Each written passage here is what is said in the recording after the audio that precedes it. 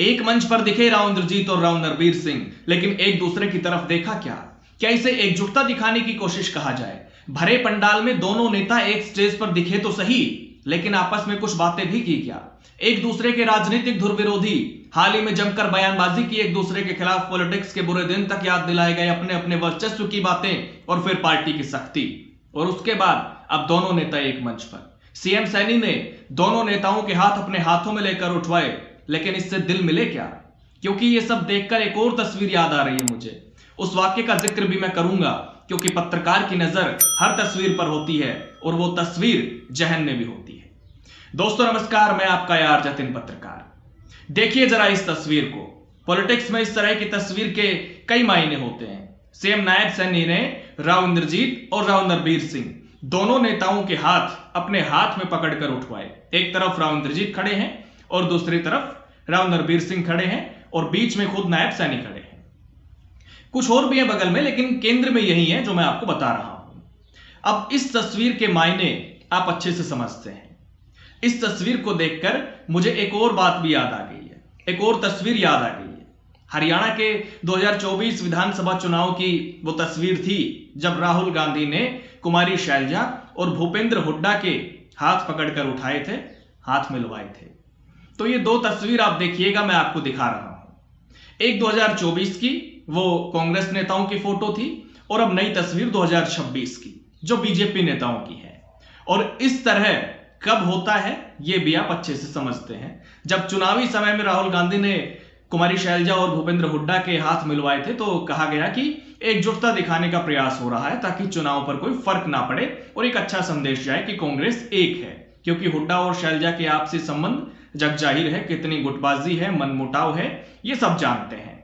अब ऐसे ही मैं बीजेपी की बात करता हूं, जहां अहिरवाल में दो नेताओं में कितना मनमुटाव है या नहीं है वो सब भी आप जानते हैं। और जब सीएम सैनी को दोनों नेताओं के हाथ पकड़कर उठाने पड़े तो स्थिति आप समझ सकते हैं। यानी कांग्रेस की तरह बीजेपी में भी कुछ ठीक ठाक नहीं लगता। और ये मेरा कहना नहीं है, सब दिखता आया है सालों से। आज बीजेपी में है तो भी, और पहले अलग अलग पार्टियों में थे तो भी। खैर, ताजा मामले की बात करते हैं, क्योंकि महाशिवरात्रि के अवसर पर सोहना तावड़ू में एक कार्यक्रम था जिसमें सीएम नायब सैनी आए थे और दोनों राव भी यहां पर पहुंचे थे। एकजुटता दिखाने की कोशिश भी हुई, लेकिन क्या राव इंद्रजीत और राव नरबीर ने यहां पर आपस में बातचीत की? क्या दोनों नेताओं ने एक दूसरे की तरफ देखा? सीएम के बगल में तो खड़े हैं दोनों नेता, एक राइट साइड है, एक लेफ्ट साइड है, लेकिन क्या एक दूसरे से बोले भी? और ये तस्वीरें जो मैं आपको दिखा रहा हूं, ये सब इसमें साफ साफ बयां हो रहा है, दिख रहा है इसमें सब कुछ। सीएम ने दोनों के हाथ अपने हाथों में लेकर जनता के सामने उठवाए और संदेश दिया कि हम सब साथ हैं। लेकिन तस्वीरों को देखने से लग रहा है कि दोनों मंत्रियों की सीएम के साथ ये तस्वीर सिर्फ मंच तक ही सीमित रह गई। क्योंकि अगर आप गौर से देखेंगे तो यहां पर फूल माला पहनाते समय भी राव नरबीर सिंह पीछे हट गए। हल्का सा पीछे से वो जरूर दिखे बगल से, लेकिन मुख्य धारा में नहीं दिखे, जबकि विधायक और बाकी लोग सामने साफ साफ दिख रहे हैं। राव इंद्रजीत सीएम के बिल्कुल साथ खड़े हुए हैं, लेकिन राव नरबीर पीछे हट गए। एक दूसरे के खिलाफ बयानबाजी करने वाले नेताओं ने यहां कुछ विरोध में भी नहीं बोला। इतना ही नहीं, अपने संबोधन में दोनों नेताओं ने एक दूसरे का नाम भी लिया है, वो भी मैं आपको सुनाता हूं। पहले राव नरबीर को सुनिए, क्योंकि भाषण में पहले उन्होंने ही बोला था और उन्होंने ही राव इंद्रजीत का नाम भी लिया था। सुनिएगा। हरियाणा के लोकप्रिय मुख्यमंत्री आदरणीय नायब सैनी जी, हमारे यहां से सांसद राव इंद्रजीत सिंह जी। तो अब आप राव इंद्रजीत को सुनिएगा, उन्होंने भी राव नरबीर का नाम लिया।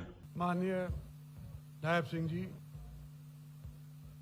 मुख्यमंत्री, नरबीर सिंह जी मंत्री,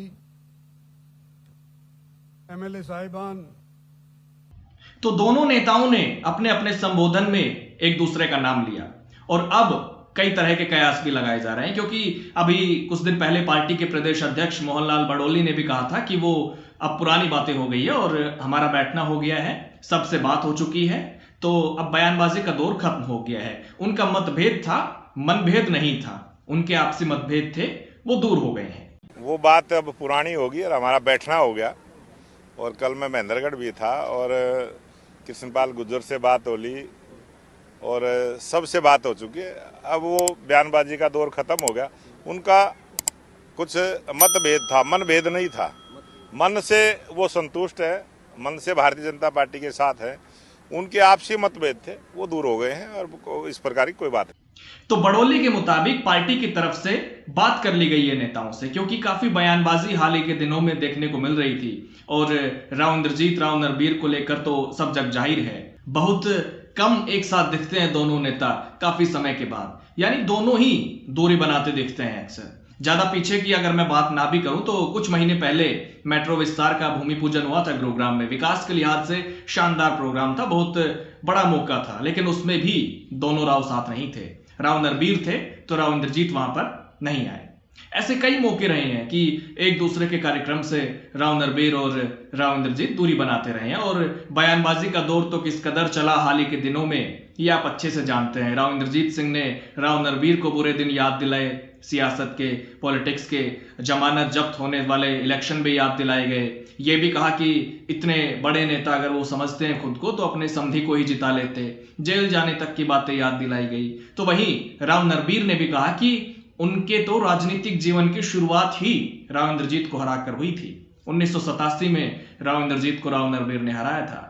तो ये चलता रहा है दोनों नेताओं के बीच, एक दूसरे के धुर विरोधी माने जाते हैं। लेकिन सीएम ने यह जरूर दिखाने की कोशिश की कि सब ठीक है, हम साथ हैं। लेकिन यह भी शायद मंच तक ही सीमित रहा, क्योंकि सवाल यह है कि दोनों को एक साथ अगल बगल खड़ा करके यूनिटी दिखाने का प्रयास तो किया गया, लेकिन दोनों के दिल मिले क्या? क्योंकि मैं उसी वाक्य पर, उसी तस्वीर पर आज अपनी बात खत्म करता हूं जिस पर शुरू की थी। 2024 वाली कांग्रेस की तस्वीर, वहां भी हुड्डा शैलजा के दिल मिले क्या? चुनाव हार गई कांग्रेस और गुटबाजी को बड़ा कारण माना गया। इसलिए वही सवाल बीजेपी की तस्वीर पर है, राव इंद्रजीत और राव नरबीर के दिल मिले क्या? हालांकि आपको क्या लगता है, आप अपनी राय जरूर दीजिएगा। कमेंट बॉक्स के दरवाजे हमेशा की तरह आज भी आपके लिए खुले हुए हैं। नमस्कार।